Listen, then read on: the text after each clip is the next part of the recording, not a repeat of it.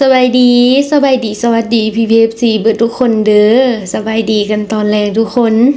ณตอนที่น้องได้เองถ่ายคลิปวิดีโอนี้อยู่ก็คือตอน5 โมงแรงเนาะแล้วพี่พีเอฟซีทางบ้านรับชมคลิปวิดีโอนี้กันตอนจักโมงคอมเมนต์บอกน้องลีเด้อสำหรับเรื่องราวที่น้องลีเองสิเอามานำเสนอในมื้อนี้เนาะก็เป็นภาพบรรยากาศที่ส่งทีมงานทางฝั่งไทยเนาะกับต่างประเทศกับบ้านเพิ่นทุกคนโอ้ยน้องลีเองเนาะเบิ่งแล้วก็คอยใจนำเนาะทุกคนเนาะเพิ่นพากันให้ทุกคนด้วยความที่ผูกพันเนาะบ่ว่าสิเป็นทีมงานหรือชาวบ้านเองเนาะทุกคนเนาะพากันให้นำกันเนาะด้วยความที่แบบคืออยู่นำกันช่วยเหลือกัน14 มื้อนะเนาะทุกคนเนาะสิมาเอาหยังบ่ผูกพันเนาะ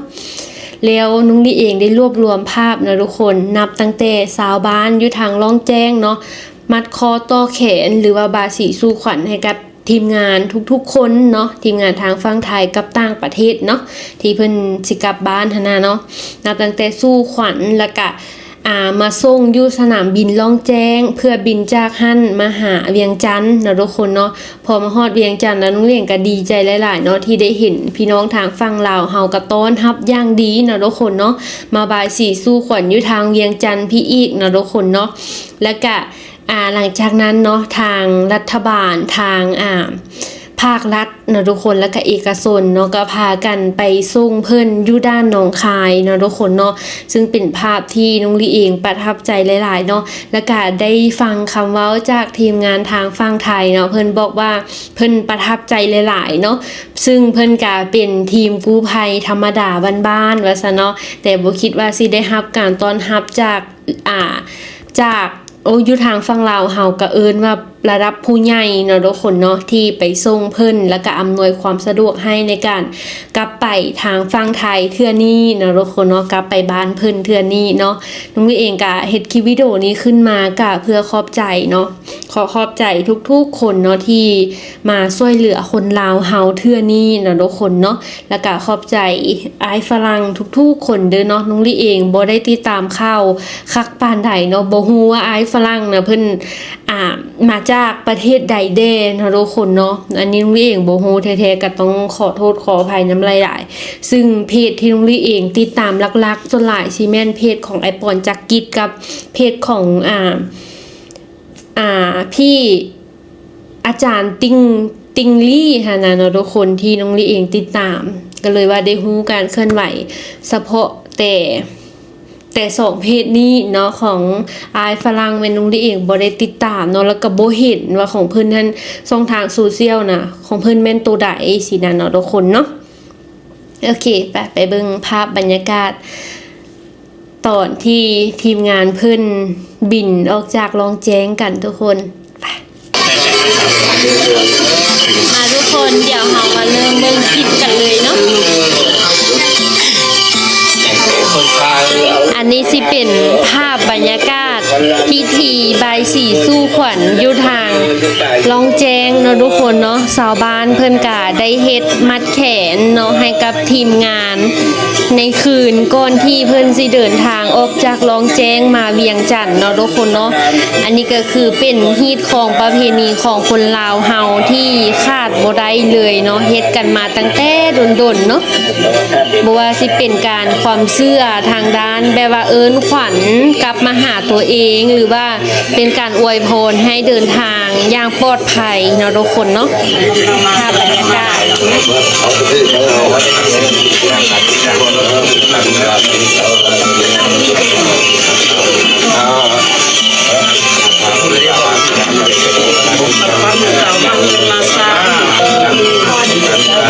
เบิ่งแล้วก็รู้สึกอบอุ่นใจนำเนาะทุกคนเนาะชาวบ้านเพิ่นก็บ่ทิมบ่ปะเนาะเห็นถึงความสำคัญของทีมงานที่เพิ่นได้ตั้งอกตั้งใจมาช่วยคนลาวเฮาช่วยไทยบ้านเฮาเนาะแต่บ่ให้เกิดตนมันทุกข์มันยากเลยมันสบายเด้ออันหายอยู่คนนี้อันหายอยู่คนนี้คนนี้ก็เขาลูก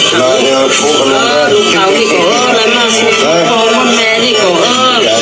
ไรเมื่อคู่ลูกพ้าเลยเขาทำเขาคู่อยู่นี่ก็พ่อแม่นี่จริงถ้ามันเขามัดเขียนแล้วเขาฟันก็มาเฮินมาซ่าน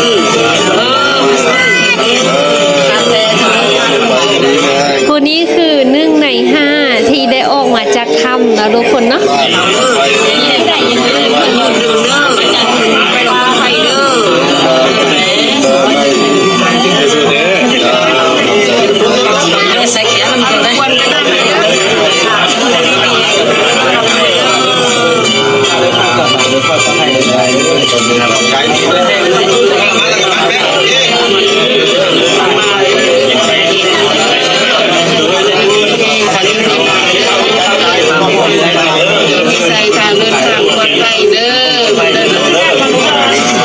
ทุกวันเด้อเอาความกระดังเด้อ อันนี้คือเราพวกแน่นอนมาไม่แห้งถ้าเป็นคนปลอดภัยน้องเด้อผมพูดเลยครับแล้วยังไง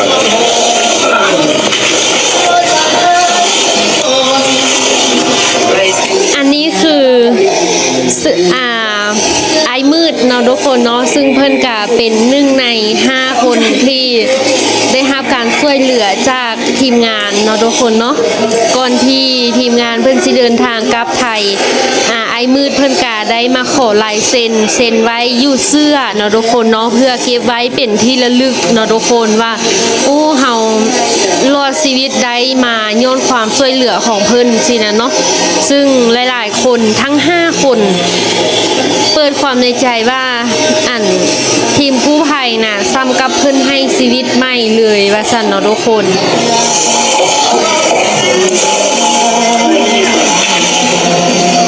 อาจารย์ต้องอาจารย์ยินดีครับ อย่าไปสักเด้อมันแรกอาจารย์ไม่สักอาจารย์รับสักลายไหม เป็นไง หนูอยากสักลายในเมืองไร่อาจารย์รับ เขียน สวัสดีครับผมคุณเล่นนะครับ ตอนนี้เราอาจจะต้องยกเลิกภารกิจชั่วคราวนะครับเนื่องจากว่ามีดินถล่มดินสไลด์แล้วก็มีน้ำค่อนข้างเยอะนะครับก็อาจจะต้องเลื่อนชั่วคราวแต่เราจะมีการปรับเปลี่ยนเป็นการใช้การบริหารจัดการน้ำแทนนะครับผมต้องขออำนาจคุณพระศิลป์ไตรนะครับขอให้สิ่งศักดิ์สิทธิ์ไปปกปักรักษาคุ้มครองสองท่านหวังว่าสองท่านจะมีโอกาสรอดให้มากที่สุดครับตอนนี้นะครับก็ยังมีของทางกู้ภัยทีมโรบแล้วก็ทีมดำน้ำเราติดค้างอยู่ข้างในค่อนข้างเยอะมากนะครับเราจะต้องทิ้งไว้อย่างนั้นนะครับในตอนนี้นะครับก็ขอขอบคุณทุกคนที่ติดตามครับขอบคุณครับ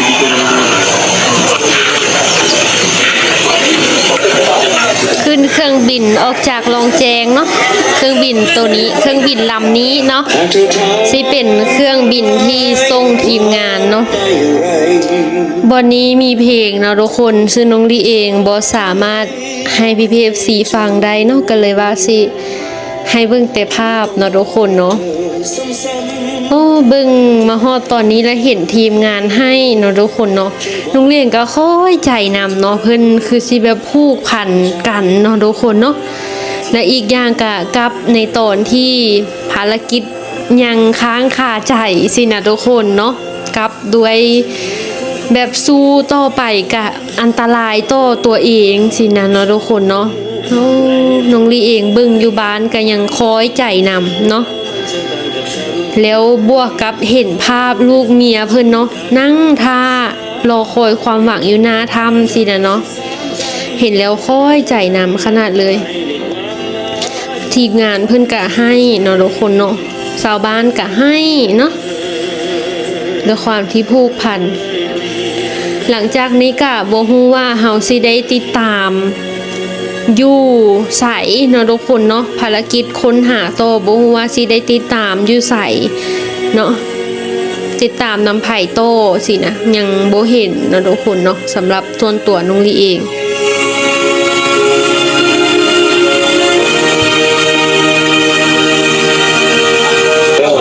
ใจเด้อ หลอกบังออนได้สิยอมยามคืนมา ไทยเด้อนะคนไทยเด้อคนไทยเด้อ ไป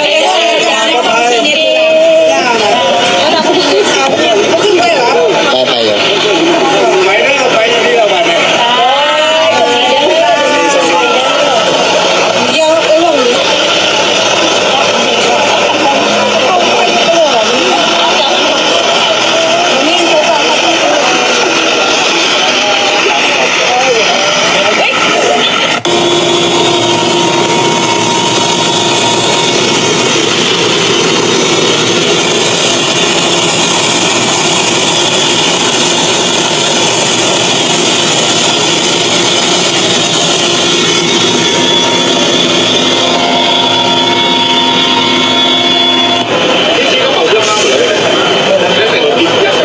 ฝรั่งผู้นี้เพิ่นก็ให้เนาะทุกคนเนาะก่อนที่สิ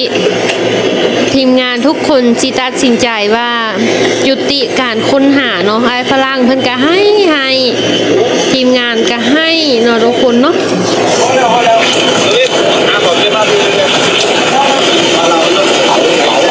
อันนี้ไปฮอดเวียงจันทน์แล้วทุกคนทีมกู้ภัยทางฝั่งลาวก็เอาดอกไม้ไปต้อนรับเนาะทุกคนเนาะ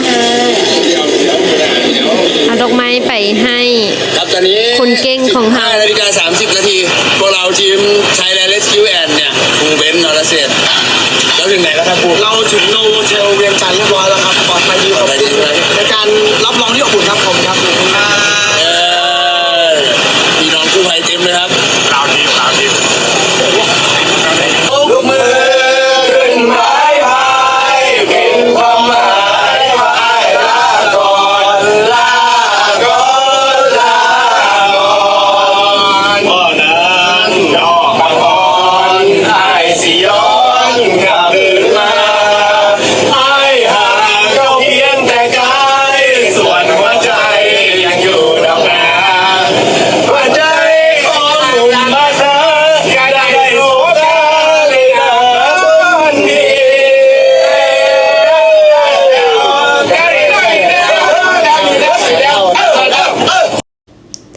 เป็นยังไงกันแด่ PPFC หลังจากที่ได้เบิ่งคลิปวิดีโอนี้แล้วตั้งแต่ต้นจนจบ PPFC ทางบ้านคิดเห็นอะไรคอมเมนต์เล่าให้น้องลีฟังใน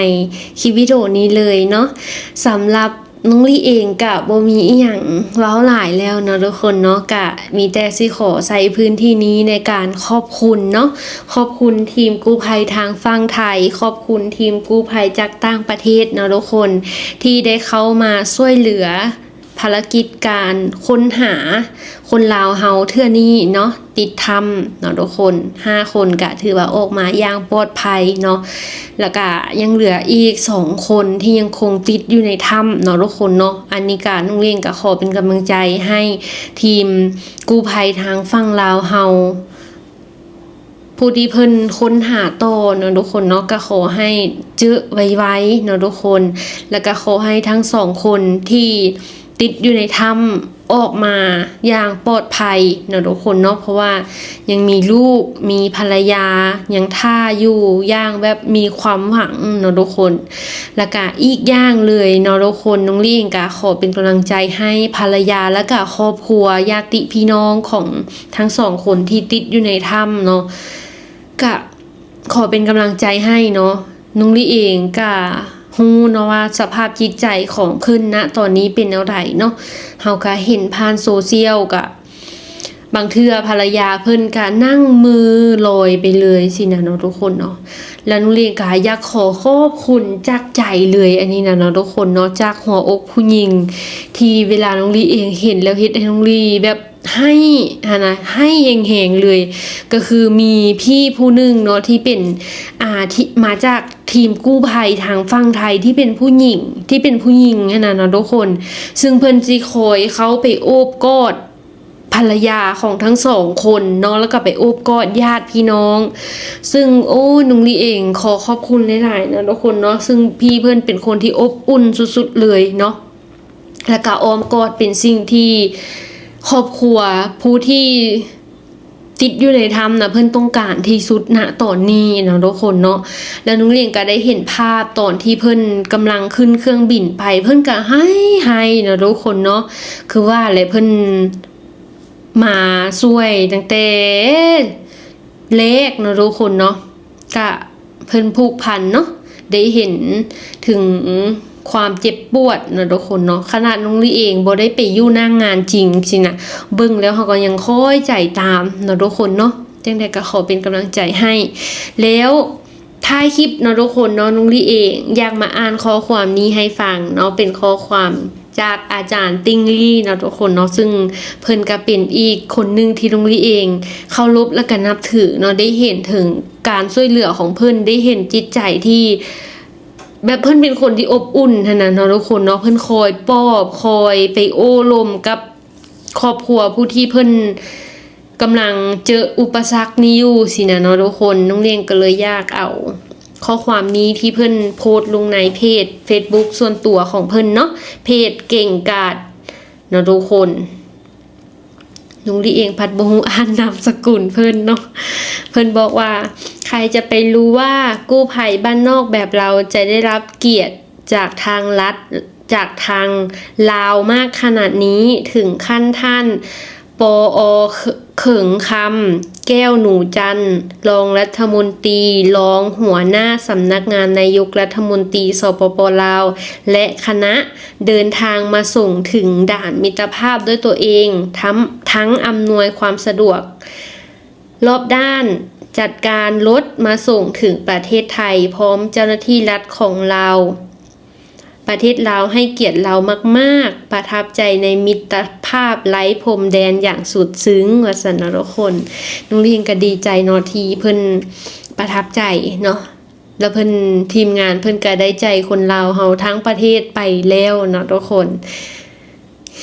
ก็สิประมาณนี้แหละสำหรับคลิปวิดีโอนี้เนาะ PPFC ตั้งแต่ติดตามข่าวนี้มารู้สึกแนวใดคอมเมนต์เล่าให้นุ้งลีฟังเด้อเนาะเดี๋ยวคลิปวิดีโอนี้ก็สิขอตัวลาไปก่อนสบายดีสวัสดีเด้อ